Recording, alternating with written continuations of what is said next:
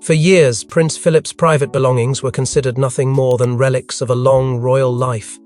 But 5 minutes ago, inside a cold, dust-shrouded corner of Windsor, Prince Harry unlocked a forgotten safe, and what he found has shattered the fragile peace he had built since leaving the monarchy. Meghan, upon reading its contents, reportedly collapsed into tears. What truth was powerful enough to undo them both? Before we go deeper into what this really means for the royal family, make sure to subscribe so you don't miss a single update. The safe, long hidden behind a panel cloaked in centuries-old woodwork, had been overlooked during prior estate reviews deliberately or through cunning omission. No one can say for certain. Its existence was only confirmed through a cryptic footnote buried deep in Philip's personal journal, a line easily dismissed unless read with context. The real weight of the crown lies locked where no eyes pry. Harry, driven by something between duty and dread, traced the entry back to a location near Philip's private study, a room the late Duke had always kept under strict lock and key.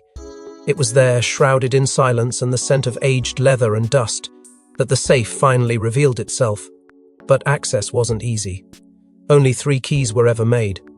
One was believed lost during Philip's Mediterranean tour, decades ago, and another rumoured to have been melted down in an undisclosed security update. The third, never spoken of publicly, was locked away in a different royal residence, under the purview of an aide who mysteriously resigned weeks after Philip's death. When Harry requested access to the safe, royal aides hesitated, stalled, then denied.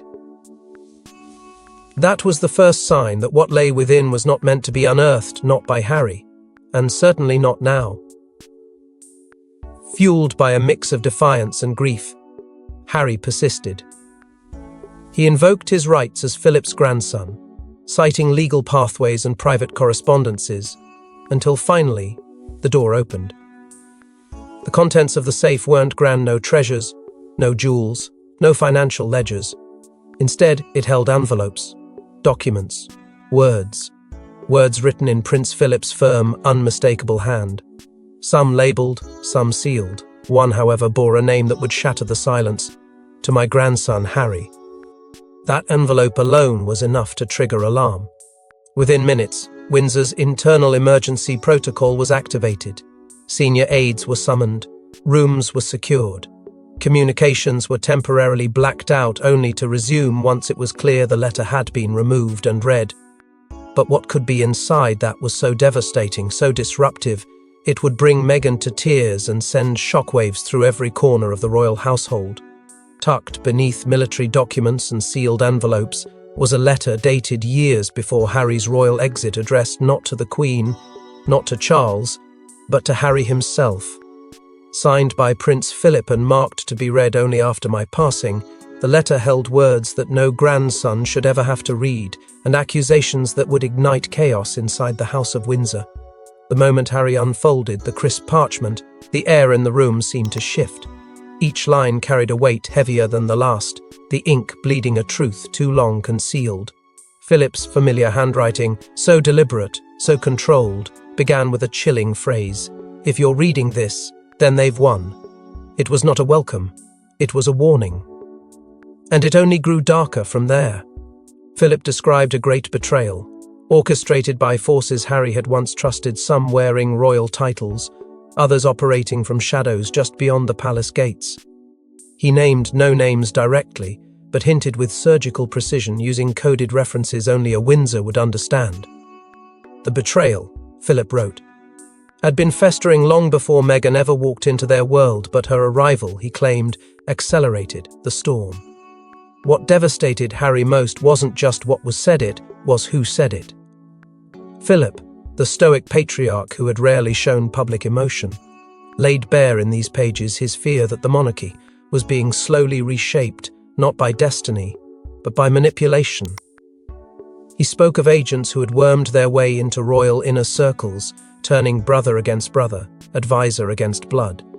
He questioned how the institution had allowed itself to be infected from within. And then, as if striking at the heart of Harry's deepest insecurities, Philip asked a question that hung like a dagger in the air. Did you ever leave, or were you pushed? But the most jarring revelation came when Meghan's name appeared. Not in disdain, but in complexity. Philip described her as a spark who could have warmed the house or burned it to ash, suggesting he had once seen potential only to be disillusioned by what followed. He referred to confidential reports, private conversations, and alleged behaviors that painted a vastly different picture than the public ever saw. Yet in a rare moment of ambiguity, he also admitted the fault didn't lie solely with her. She was not the architect, he wrote, only the detonator. And just when it seemed the letter had exhausted its capacity for shock, Philip dropped one final breadcrumb, a cryptic line about another envelope, say, "Aled, hidden, and meant never to see the light of day. A document," he warned, "that contains truths no sovereign will ever admit, but every heir must fear." He offered no details, only the chilling assurance that Harry was not alone in being watched, groomed, and ultimately played. As Meghan reads Philip's haunting words, a deeper, darker implication begins to rise, one that links back not just to Harry's past, but to the throne itself. According to sources close to the couple, Meghan didn't speak after reading the letter. She wept. The woman once hailed as a modern royal icon found herself unraveling under the weight of a truth too heavy to bear. What was in that document that pierced her so deeply that it triggered a breakdown her closest friends now fear is irreversible? She hadn't expected gentleness from Philip, but neither had she anticipated the raw precision of his insight.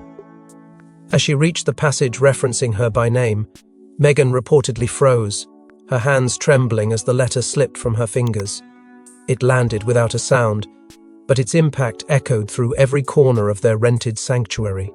The silence that followed was suffocating. She clutched her chest, according to one witness, as though trying to keep something inside from shattering.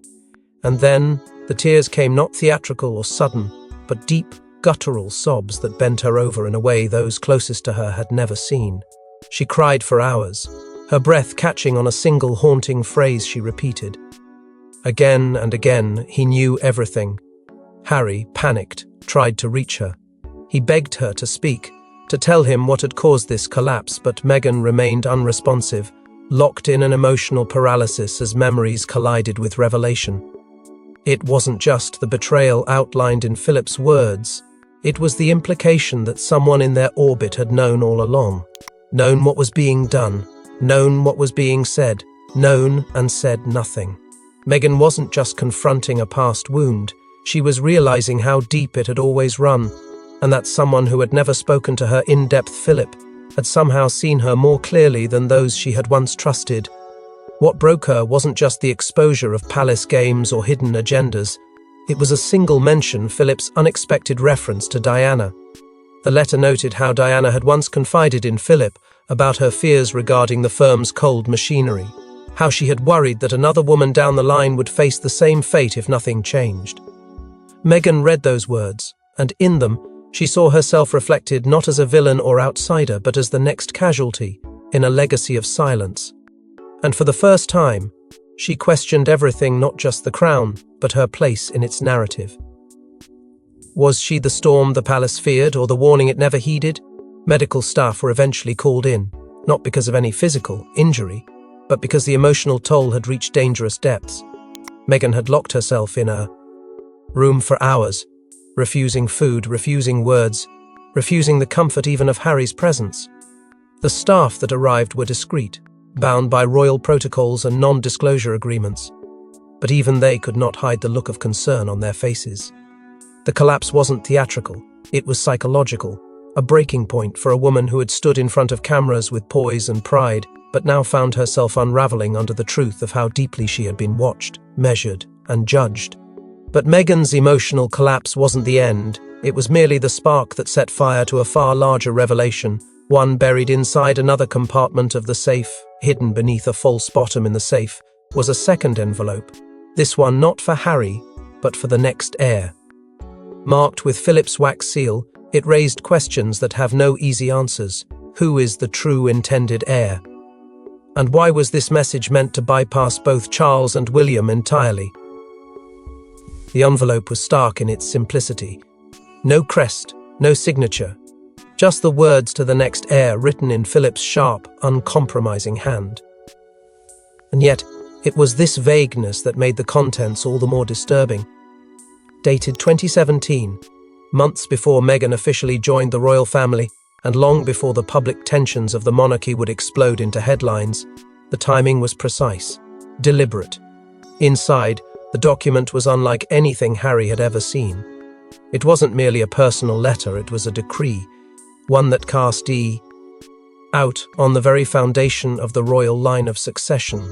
Prince Philip, in language both archaic and brutally clear, questioned the viability of the current system. He didn't name Charles. He didn't mention William. But he didn't need to. The implication was thunderous. The future of the crown was under threat, and the solution required bypassing the expected. Philip cited ancient precedents, forgotten laws buried in obscure archives, lost to time but never repealed. He referenced documents drafted during moments of past upheaval, where monarchs were replaced not by birthright, but by necessity. In what he called a royal correction, Philip proposed that the monarchy's survival depended on its willingness to bend before it shattered. Blood, he wrote, is no longer enough. He warned of public disillusionment, institutional decay, and a crisis of identity brewing beneath the polished royal image. And then, with unnerving precision, he added a line that would stay with Harry for the rest of his life. The line must bend before it breaks. What did Philip mean? Was he alluding to a shift in power, a transfer not of title but of influence? And if so, who was the true recipient of this message? Was Harry the unintended reader or the intended one all along? Had Philip foreseen the crumbling of royal unity years before it began? Or worse, had he helped engineer a future that would bypass the very son and grandson most groomed for the throne? The absence of a named heir made it more dangerous, not less. It opened the door to endless speculation and to the horrifying possibility that this document had been hidden on purpose. Who else knew of its existence? Who buried it behind layers of wood and steel? And most chilling of all, who stood to lose everything if it was ever made public? Harry's hands trembled, not with fear but with clarity. This wasn't just a hidden opinion, it was a loaded weapon, aimed squarely at the heart of monarchy's future. As Harry processed the second envelope's implications, a chilling realization set in: someone inside the royal family may have deliberately hidden this from public eyes, and possibly altered the line of succession itself. News travels fast in royal circles. Within hours, Prince William arrived at Clarence's house, red-faced and livid. What followed was not a diplomatic family reunion, but a volcanic confrontation between brothers who had once been inseparable. William, now caught between duty and disbelief, demanded answers Harry refused to give. The confrontation was sudden and explosive. William, having received a discreet but urgent call from an unnamed palace source, arrived not to seek clarity, but to issue a warning. He accused Harry of orchestrating a spectacle designed to humiliate the monarchy, framing the discovery of Philip's letter and the heir envelope as a calculated act of rebellion. Harry, still reeling from the emotional fallout and the burden of the revelations, snapped. He shot back with a question. On that cut through William's fury, did you know about the safe? Silence followed. Not because William lacked a response, but because that silence said everything. It wasn't just the contents of the safe that were scandalous. It was the possibility that others, perhaps even William himself, had known about them all along and chosen to bury them. The room quickly descended into a clash of competing truths. William shouted about tradition, honor, and their grandmother's legacy. Harry fired back with words laced with bitterness, invoking their mother's name. Diana. The very mention triggered a silence so thick it pressed against the walls. Harry accused William of becoming the very thing Diana had feared, an heir molded by the crown, willing to sacrifice blood for silence. William, stunned by the blow, reminded Harry of the burden he never asked for, the weight of an entire institution on his shoulders. You ran from it, he said coldly. I was born into it. That sentence wasn't an explanation. It was a fracture. Charles was in the house but curiously absent. Locked in a separate room, he'd refused to mediate. Whether out of fear, strategy, or emotional paralysis, no one knows, but his absence only fueled the fire.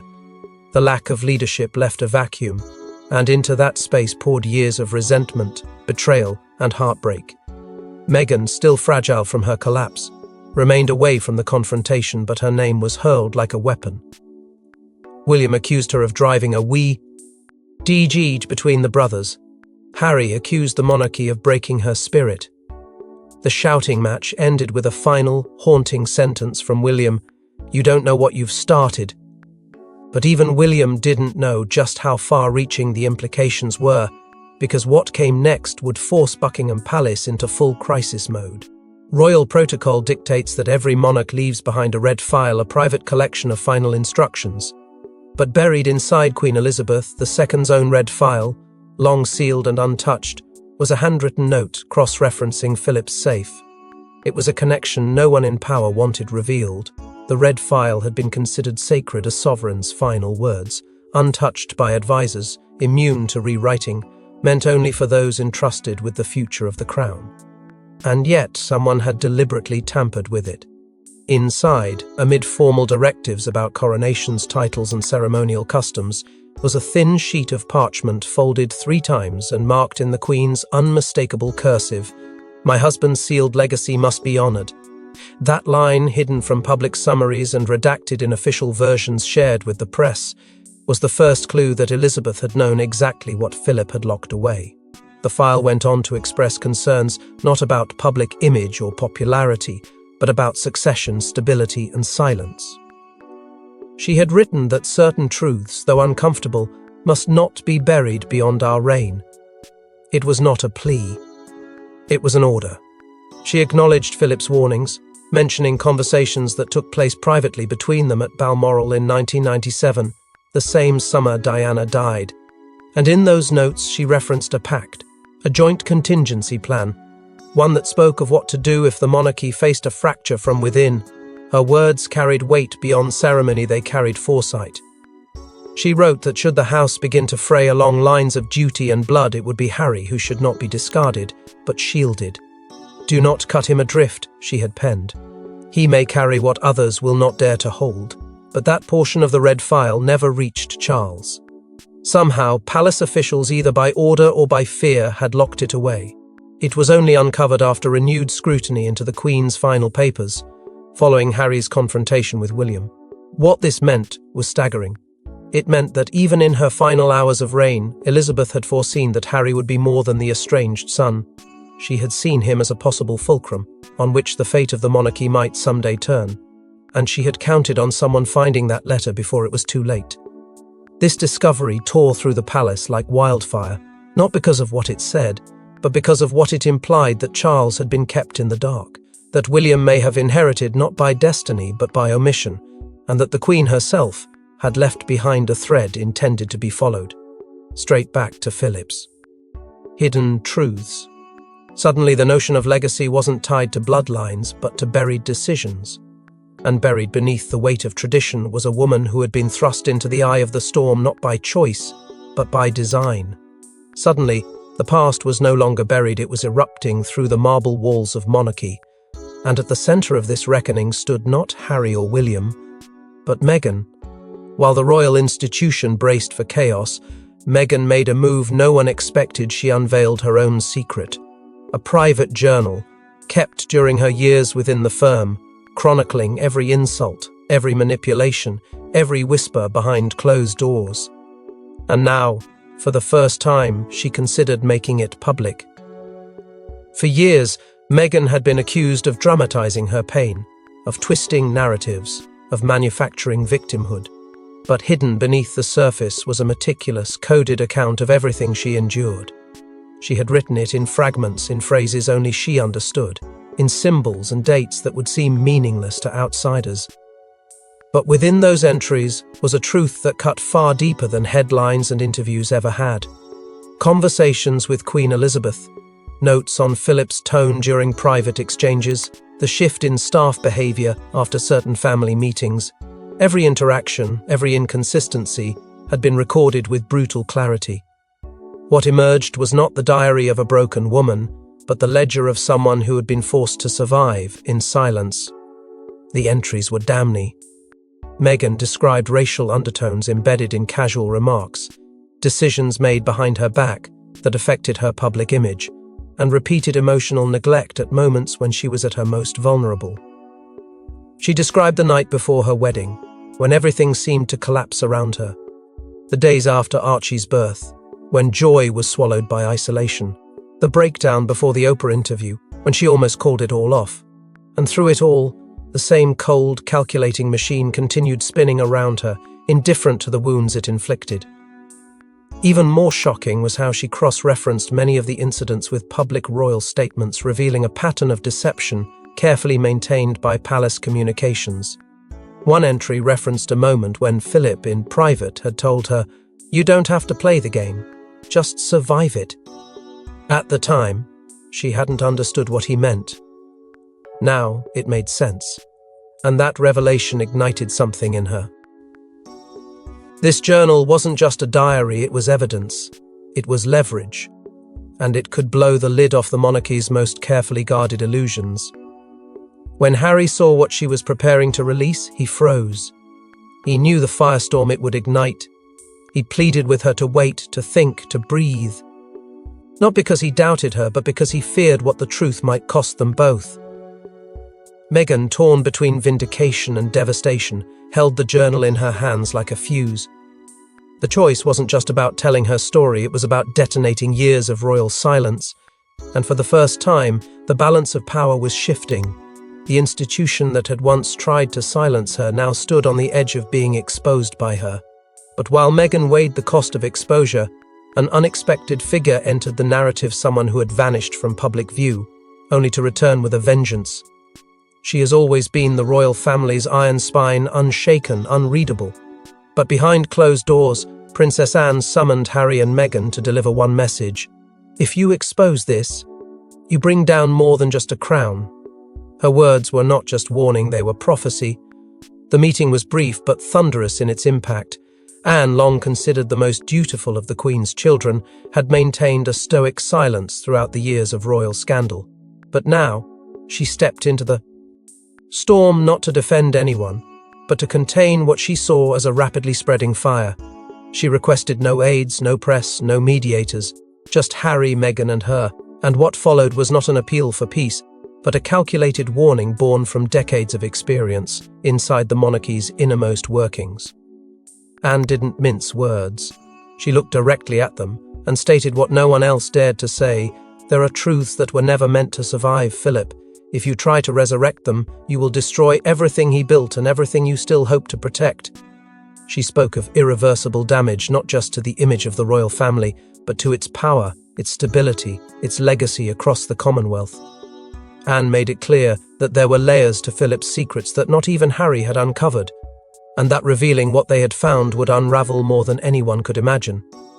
She reminded Harry of his lineage, of the blood that ran through his veins, and how history, unlike headlines, does not forget. You are not just fighting for justice, she said. You're gambling with inheritance, with memory, with the soul of this family. Meghan, visibly shaken yet unflinching, responded with the quiet strength of someone who had carried pain too long in silence. But even Anne, who had once dismissed Meghan as an outsider, acknowledged her suffering. I know what they did to you, she admitted. But there are forces in this house older than either of us, and they don't respond to truth. They respond to survival. Anne didn't plead. She warned. Said the monarchy wasn't built on fairness or transparency, it was built on endurance.